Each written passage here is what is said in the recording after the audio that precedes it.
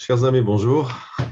Le KKL de France, le département d'éducation du KKL et moi-même, Ariel Assaf, guide en Israël.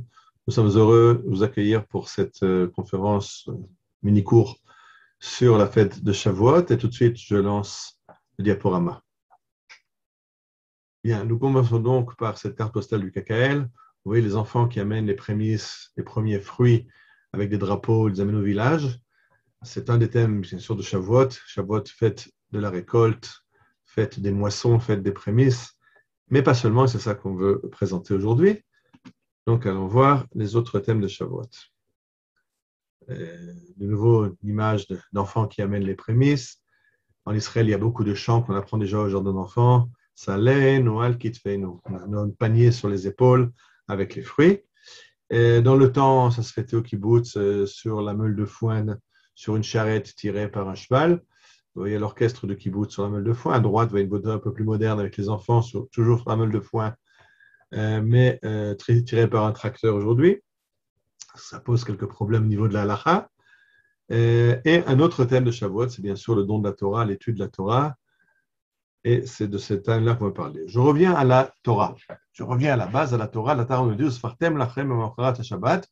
Vous compterez des semaines à partir, 7 semaines à partir de Pessah. Et c'est pour ça que cette fête s'appelle la fête de Shavuot, la fête des semaines. C'est-à-dire que c'est la seule fête du calendrier qui n'a pas de date. Aujourd'hui, avec le calendrier fixe que nous avons, prévu à l'avance, nous savons que Shavuot tombe le 6 du mois de Iyar. Mais aux époques anciennes, quand le Sanhedrin fixait le Rosh Chodesh, le nouveau mois, en fonction de témoins qui avaient vu le renouvellement de la lune, la date pouvait être différente. Donc, il n'y a pas de date, on sait juste que c'est le 50e jour après la fête de Pessah. Et voilà que la Torah nous dit dans le livre de Shemot, le Chag Shavuot Tasselcha, tu fêteras donc une fête de Shavuot, Bikurek Tzirchitim sont les prémices de la récolte du blé, de la moisson du blé. Donc, c'est une fête des moissons, on commence à moissonner le blé, et de façon plus explicite, on a le texte qui dit Shalosh regalim tachog li bashanat, me fêtera 3 fêtes de pèlerinage, et Chag HaMatzot, donc la première fête, c'est la fête de Chag HaMatzot, la fête de Pessah, et ensuite, Chag HaKatzir bikurei maasecha sera la fête de la moisson de tes premiers fruits, donc ce n'est plus appelé Chag HaBikurim, mais Chag HaKatzir, la moisson. Et après, une troisième fête, bien sûr, Sukkot, qui est à la fin, quand on finit de tout engranger à la fin de l'année agricole. Nous parlons donc d'une fête des Bikurim, une fête des prémices, et la Mishnah nous raconte qu'à l'époque où le Beth Amikdash existait, quelqu'un qui avait des fruits, par exemple ce monsieur qui a des grenades à droite, descend dans son jardin, voit la première grenade qui a mûri, il accroche un fil rouge pour se rappeler que c'est cette grenade-là, et cette grenade-là, avec d'autres, il l'apportera en offrande au temple. Ce qu'on appelle les bikurim, les prémices. Alors voilà comment on a amené les prémices à Jérusalem. Ce n'est pas individuel, ce n'est pas chacun qui, quand il a quelques fruits à amener, les amène au temple, mais c'est régional. Quand un village a récolté ses grenades, alors on prend toutes les grenades bikurim de chacun, et ensemble, on va aller, on se réunit avec les villages autour dans la ville régionale, et après, on va tous ensemble à Jérusalem. Et vous voyez dans cette image, donc une région d'Israël qui amène ses fruits, ses prémices au Beth Amikdash, accompagné par un shor, vous voyez ce taureau avec des cornes dorées, le taureau symbole du travail, avec les cornes dorées, avec aussi des brebis pour offrir des sacrifices.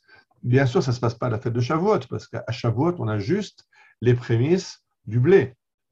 Mais les grenades, les raisins, les dattes, il va falloir encore attendre plusieurs mois pour pouvoir les amener au Beth Amikdash. Et en fait, les bikurim s'étageaient sur toute la période agricole, toute la saison agricole, mais ça commence à Shavuot. On ne peut pas amener le bikurim avant Shavuot. À partir de Shavuot, on a moissonné le blé, on peut amener le blé. Et même le roi, dans cette image, on voit le roi qui amène ses bikurim, donc qui amène ses prémices au Kohen Gadol, au grand prêtre. Donc même le roi est tenu, s'il a des bikurim dans ses terres, de les amener au Beth Amikdash. Alors, quand on revient en Eretz Israël avec nos mouvements sionistes, alors on fait les grandes fêtes de Shavuot. Vous voyez ici les gens qui amènent les prémices de leur récolte, ça c'est déjà il y a quelques dizaines d'années, ça continue encore jusqu'à aujourd'hui. Voilà de quoi ça a l'air aujourd'hui. Aujourd'hui, on voit ces réjouissances qu'il y a dans les kibbutzim. Vous voyez, sur les tribunes, il y a et les gens du kibbutz et des invités. Et aujourd'hui même, certains kibbutzim vendent des places pour les fêtes de Shavuot. et des publics viennent regarder ces fêtes. Les enfants, bien sûr, qui participent, sont partie intégrale de cette fête du kibbutz. Et le tracteur, bien sûr, qui a remplacé le mulet ou le cheval pour tirer la charrue. Et on se promène sur une charrue. Ça pose quelques problèmes au niveau de la halacha. Le tracteur, pendant la fête de Shavuot ou moissonner, etc., c'est problématique. Il y a eu des demandes au début du sionisme de demander au KKL d'interdire ces fêtes de Shavuot, puisque ces fêtes de Shavuot des kibbutzim ont eu lieu sur des terrains qui appartiennent au KKL. Donc les rabbins sont venus au KKL en leur disant comment vous permettez ce chilul chag, cette profanation de la fête à Shavuot. Le KKL n'a pas réussi à empêcher ces fêtes qui continuent. On aurait pu essayer d'y dépenser sans profaner la fête. En tout cas, dans le monde du kibbutz, dans les kibbutzim, il y a encore ces fêtes agricoles, le côté agricole de Shavuot, Chag HaKatzir, Chag HaBikurim, fête des prémices, fête de la moisson. Il y a un autre aspect de Shavuot qui est l'aspect du don de la Torah. Alors ça, ce n'est pas marqué clairement dans la Torah. Si la Torah nous dit clairement qu'après 7 semaines, on fait la fête de Shavuot et que c'est la fête de la moisson du blé, c'est les rabbins qui, calculant le calendrier historique des événements qui ont suivi la sortie d'Égypte, sont arrivés à la conclusion que Shavuot, c'est le jour du Matan Torah, du don de la Torah. Et donc, on fête ce Shavuot en étudiant la Torah, et voilà les images. On voit donc là, dans l'image que je vous propose, des enfants yéménites et leurs parents leur père qui étudie la Torah, et ce qui va se passer à Shavuot, c'est une longue nuit d'études dans beaucoup de synagogues, dans beaucoup de yeshivot. On passe la nuit en études, des fois toute la nuit, des fois une partie de la nuit. Et cette photo que vous voyez, bien sûr, je ne l'ai pas prise à Shavuot, je ne peux pas, mais je l'ai prise dans la fête corollaire, c'est la fête d'Hoshana Rabbah. Dans ces deux fêtes, à Hoshana Rabbah et à Shavuot, on a une veillée d'études. Et le matin, à Jérusalem, tous ces gens qui ont étudié toute la nuit prennent le chemin du Kotel pour aller prier Shacharit le matin au Kotel. Vous voyez, c'est le soleil qui se lève, vous voyez encore la lumière du soleil qui éclaire à gauche. Et il y a des milliers de personnes qui, après avoir étudié toute la nuit, viennent fêter Shavuot au Kotel. Donc, il s'agit d'une fête de la Torah, une fête d'études. Donc, on a déjà deux façons de fêter Shavuot. On a la façon kibbutz, fêter les réalisations agricoles. On a la façon yeshivatit, fêter l'étude de la Torah. On a même un troisième thème à Shavuot. Et ce troisième thème, c'est le thème du roi David. D'après la tradition, le roi David est né le jour de Shavuot. Il est aussi décédé le jour de Shavuot.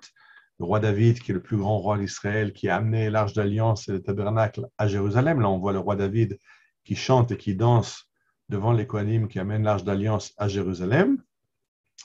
Et ce roi-là est enterré à Jérusalem, au mont Sion. On peut voir le tombeau du roi David. Vous voyez la photo. Ce que vous voyez, ce n'est pas le tombeau est dans une grotte quelque part plus bas dans la montagne. Il y a un monument pour rappeler que c'est l'endroit du caveau du roi David. Et beaucoup de Juifs de Jérusalem ou d'autres endroits viennent à Jérusalem pour être à Shavuot. Et à Shavuot, ils vont lire des Tehillim qui ont été écrits par le roi David, les lire sur la tombe du roi David. Donc, on a déjà trois thèmes de Shavuot. Le thème du roi David, mais aussi les autres, sont rappelés dans un texte qu'on lit à Shavuot, qui est le rouleau de Ruth, Megillat Ruth. Dans le rouleau de Megillat Ruth, on se rappelle l'histoire de Ruth qui rentre avec Naomi, qui était partie en Moab et qui a perdu son mari, ses enfants, et ces deux brus reviennent avec elle, et finalement, Orpa a fait demi-tour, mais Ruth continue avec Naomi. On voit donc Naomi et Ruth dans l'image, et puis Orpa qui s'en va du côté droit de l'image. Et le texte nous dit que Ruth va dire à Naomi, donc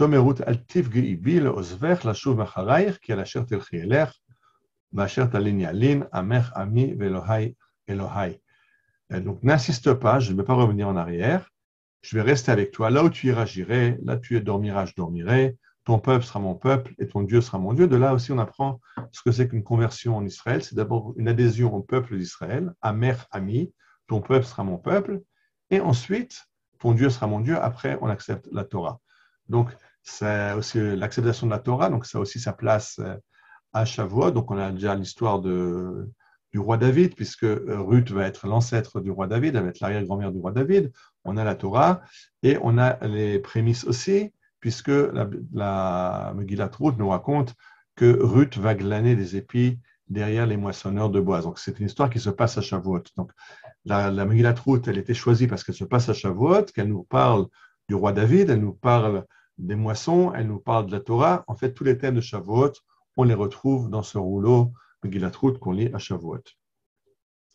Et je voudrais rappeler une autre fête, qui est une fête qui s'appelle le Hakel, une fête qui n'existait qu'à l'époque du Temple, et une seule fois tous les 7 ans. Tous les 7 ans, dans la fête de Sukkot qui suit l'année de la Shemitah, l'année de la sabbatique, tout le peuple qui était venu à Jérusalem pour la fête restait à Jérusalem et avait la chance, l'honneur de pouvoir voir le roi qui lit la Torah. Vous voyez cette image, vous voyez tous les gens qui sont au temple. Dans l'image suivante, on voit même encore un petit peu mieux, bien qu'elle est un peu floue, mais on voit que le roi en habit royal, on voit un peu de mal à voir sa couronne, mais c'est lui qui lit la Torah. Et à sa droite, à notre droite, se trouve le grand prêtre avec le tzitz, avec la couronne consacrée à Dieu, avec ses habits sacerdotaux, mais ce n'est pas le Kohen Gadol qui lit la Torah. Celui qui lit la Torah du Ham Israël, c'est le roi.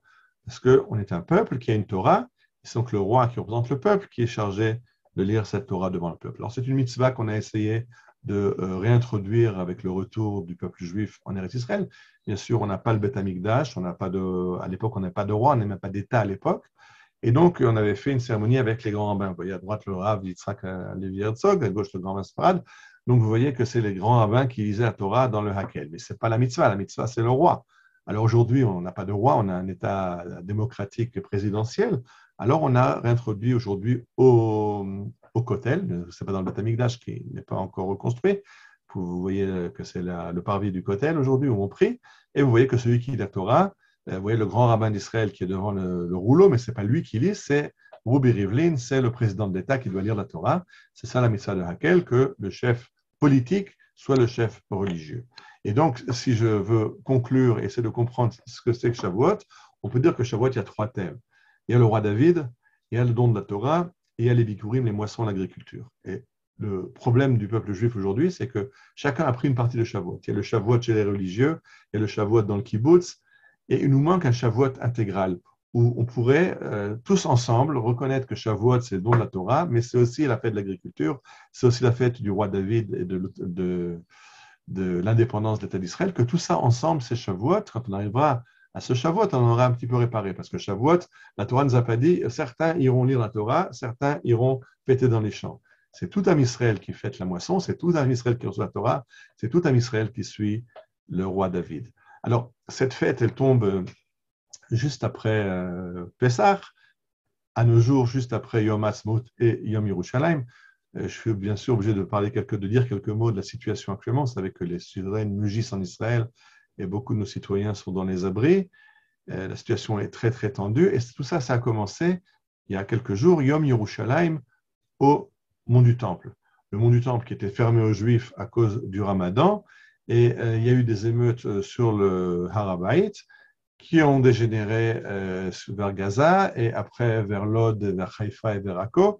Aujourd'hui, Israël est en situation de conflit. Et c'est très intéressant que ça a commencé le Yom Yerushalayim, puisque Yom Yerushalayim, il y a 54 ans, les parachutistes ont libéré Jérusalem. Et avant d'arriver au mur pour la célèbre photo où ils pleurent devant le mur et le Rav Goren sonne du chauffard, ils sont sur le mont du Temple. Ça, c'est juste après la bataille, quand ils font leur défilé d'honneur sur le mont du Temple. Et c'est intéressant parce qu'il y a deux unités militaires qui étaient chargées de libérer Jérusalem, en fait 3, 2 unités d'infanterie, les parachutistes et la brigade de Jérusalem, une unité de tank qui, bien sûr, ne peut pas rentrer dans la ville. Et c'est les parachutistes qui ont libéré le mont du Temple, les parachutistes qui sont justement, pour la plupart, étaient membres des kibbutzim. Donc c'est le kibbutz qui a libéré le Beth Amikdash. Je pense qu'on a pu arriver à cette symbiose dont je parlais tout à l'heure de la Torah et de la moisson et de tout, toute la Kedusha d'Am Israël ensemble. C'était un petit peu raté. Tout le monde se rappelle le Rav Goren qui sonne du chauffard au pied du mur, mais il faut se rappeler qu'un petit peu avant, le Rav Goren qui était arrivé avec les soldats sur le mont du Temple était venu avec son Sefer Torah et a sonné le chauffard sur le mont du Temple. Alors, on n'a pas fini la Géoula puisqu'on est redescendu vers le Kotel en attendant que le temple soit reconstruit.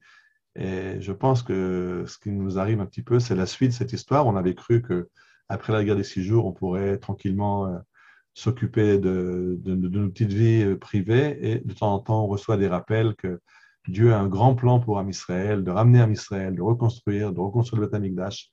Mais je dis dans cette période-là, qui est une période de Géoula du peuple juif, de délivrance du peuple juif, on ne peut qu'être optimiste. Ah, bien sûr, on est triste pour les victimes, on est triste pour les dégâts, on est triste d'être en guerre, mais on est confiant dans l'avenir que, comme dans chaque épreuve, on en sortira grandi. Chag Shavuot Sameach.